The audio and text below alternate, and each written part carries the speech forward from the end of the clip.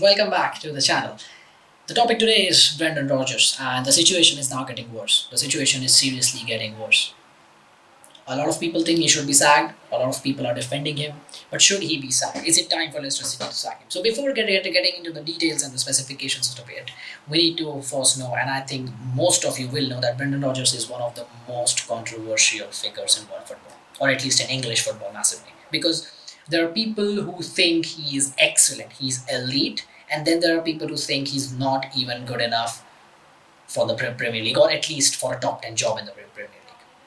Now, the problem to conclude this, or the problem to choose one of the sides, is that when you listen to the people who love him, they give you facts like he took that Liverpool team very close to the league and they were never expected to win. They overperformed. He overachieved as a manager. At Leicester City, he won the FA Cup. Okay, Leicester City did finish in the top four in that both seasons, when at the final hurdle they fell off. They actually already had overachieved a lot. So I get that point. And when you listen to the people of this end, they also make sense. So just like the people who love him make sense, the people also that don't really rate him also make sense, because they say that okay, and that guy from the kickoff, Rory Jennings, the famous Chelsea fan, is one of those people who says, okay, I get that where you finished at the end was not expected at the start and would have been a great achievement at the start of the season, but expectations throughout the season change. And that is something I also believe in, because if you're in a certain position, in a certain situation in the league, you have to then finish in a certain range, and you cannot finish below that, because you were in such a good position, you are expected to maintain that. Now these are the two sides of it, and both sides, if you understand what I said, make sense in their own way. But now where I stand with Brendan Rodgers is neither here neither there, but what I think is I understand both sides of it. I very truly understand both sides of it, and I feel it very difficult, and I find it very difficult to choose one of them or to pick the right one, because both of them makes equal sense in their own way. But I'll share my experience of Brendan Rodgers, and then you people help me on which side I am. Because what I feel with Brendan Rodgers is, whenever I watch his teams, it makes me feel excited. It makes me feel excited and eager to watch his teams, because his Liverpool team was excellent to watch. Like I still watch highlights whenever I'm opening the TV. I switch on the TV and there's a game from that season when they finished second, or that season when they missed out on the title famously. I watch it. That 3-2 game against City, and these games where they scored, where Suarez was brilliant.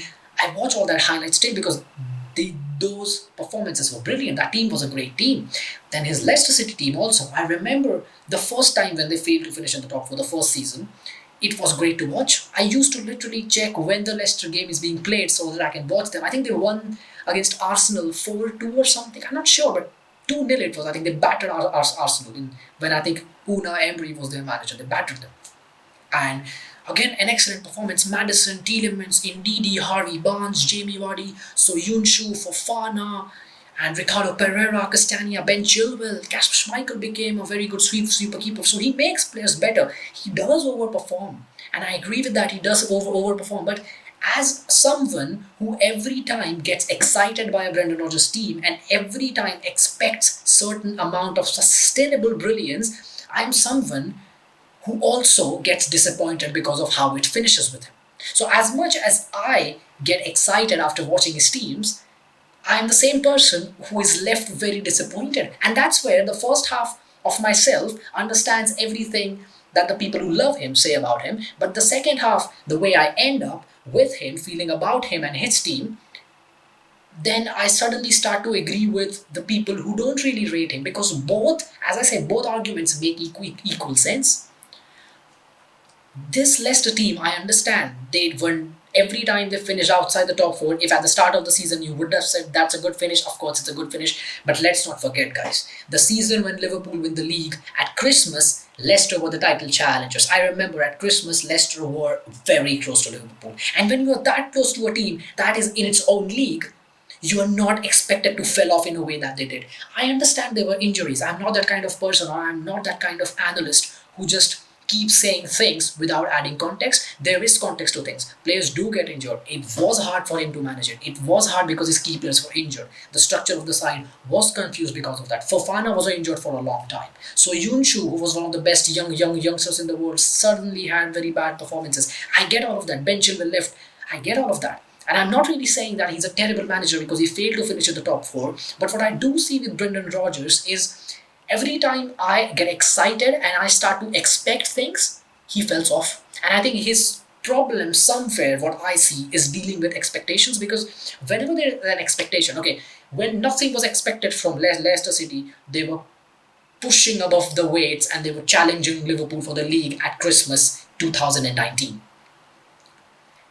So till that time, there were no expectations. And as soon as people started expecting, yeah, and I'm telling you, no one expected them to challenge. So I'm not saying that they didn't challenge, that's a failure. I'm saying top four. Like they were second, they were points above City, many points above City. And at the time, I was like, they have done top four. So like top four, next season Champions League, maybe a good FA Cup run, brilliant.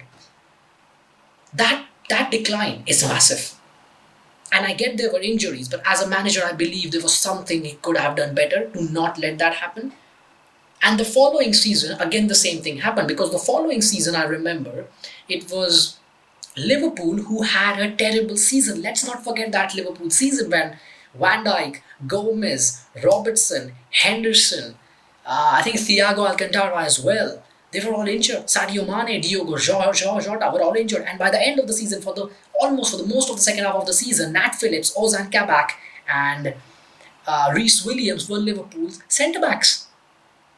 That Liverpool team were points behind Leicester team. And that by the end of that season, Liverpool finished above Leicester. That Liverpool team. Same with Chelsea. Chelsea that season were in a disarray under Frank Lampard until January. Thomas Tuchel came in. Of course, he won the Champions League and finished in the top four. But that Chelsea team was excellent. So I don't really blame Rodgers for them. But that Liverpool team was appalling. They were really poor. But they still finished above Leicester City. So twice when Leicester City were sealed as top four, they are surely finishing in the top four. People were saying in January and February, the decline used to be very massive.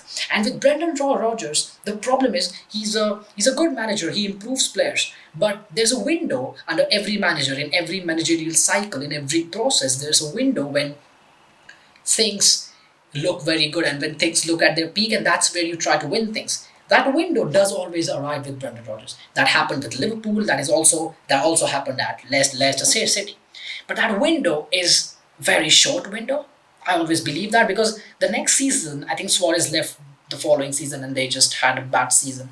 Leicester, even, they had that 2 seasons where they were brilliant. Of course, they won the FA Cup. They were brilliant. They won the FA Cup, and that's one of the biggest victories of Leicester City and one of the biggest victories of Brendan Rodgers as a top manager.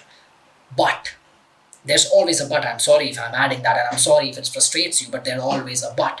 And that but is that you cannot be in such good positions and then finish in such bad positions. Because if we just start to analyze everything by the metric of start of the season and now, start of the season and end of the season, start of the season, end of the season, if we start doing that all the time without any context, because just like people who add context, just like I added context for him to finish outside the top four, in the same way we need to add context when people say that at the start of the season this was not expected, so it's good. No, it's fine, it wasn't expected at the start of the season, but at January it was, and January is just halfway around. So at halfway they were expected easily to finish in the top four, in the top three, the top two maybe, and by the end of the season it's fifth, it's sixth. And that at the start of the season, I understand, is good. But you need to add context. You need to change your expectations according to how they're playing. Because as a top manager, you expect Brendan Rodgers to sustain brilliance for a longer time.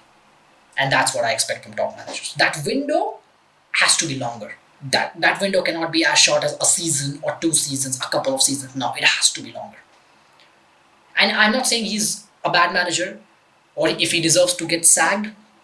He hasn't had the investment, that's another point. But I also think that when I look at Brendan Rodgers, He excites me with the way he plays, with the way he builds his team, and I expect that once this team comes to that peak era, when they peak, they will win a lot. And as soon as that time comes, it doesn't last very long, and everything that I expect from Brendan Rodgers teams ends up in this disappointment every single time. And that is something you don't associate with a top manager. Not again and again and again and again, falling at the final hurdle. So, do I think he's a bad manager? No. Do I think he's a manager capable enough to do jobs like Leicester City, jobs like West Ham, jobs like Everton, jobs like Newcastle? Yes. Yes, I do. But do I think if he's good enough for Arsenal, Chelsea, United, Liverpool? No.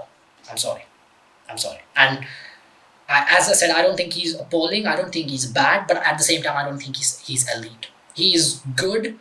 He's exciting. But there are things you need to achieve to win the faith of fans, to have have their confidence that you can do certain jobs at certain clubs. And I don't think Brendan Rodgers has quite achieved that. And that is disappointing because I don't think he's bad, but that's it what I think. And do I think if he deserves to be sacked, then I think yes, not because I don't think he can not turn this around. I think he can turn this around, but I think this cycle is coming to an end. His move to a different club would be good for him, and Leicester City, I think, now in a need of a new manager bounce. They need that new manager bounce. They have to make sure they don't go down. That would be terrible for a club of that stature who have achieved so much in the last decade. They have to do more. And for Brendan Rodgers, I think leaving Leicester would be good because I think he's a good manager. I think he goes somewhere, he builds another good team, and hopefully he wins more. Hopefully he proves me wrong, because I always say this, that if you prove me wrong, I'm happy. And the only reason I'm disappointed with you is because I expect from you. And the only reason I expect from you is because I think you are capable. So if I'm disappointed with you, it's not because I hate you, it's just because I expected some things because I thought you were capable of them. So I believe that sacking him would be right for Leicester and for Rodgers, because both could do with new starts, with new bounces, with freshness, and that could end up well for both parties. But let's see what happens. I don't see them going down, but if the form doesn't change quickly, which I don't think it will, because the morale of the players, the body language is just terrible, then I think there is a chance that if by Christmas they are still in that kind of position in the bottom three, then it could get really bad for them, just like how it went with Everton last season. So let's hope the best for the club, because I'm not really someone who wants Leicester City to go down, but let's see what happens. And that's my take on Brendan Rodgers. That's my take on this whole saga regarding Brendan Rodgers and Leicester City, and what people think about him being really controversial and him creating controversy and debates among fans. So let me know what you think, because that's the most important thing. I always say this is the most important thing, that you let me know what you think. You can comment on this video. You have my email ID right there. You have my LinkedIn profile right there. You have my Twitter right there. You can message me on all these platforms. You can contact me. You can tell me where you disagree with me. You can tell me if you want to come on one-on-one videos and we can have a brilliant discussion. And it's all about learning from each other. So please contact me if you think I'm going somewhere wrong. If you want to do something together, I would be willing to do that. I would be loving to do that. So until my next video, I say goodbye. And once again, thanks for watching.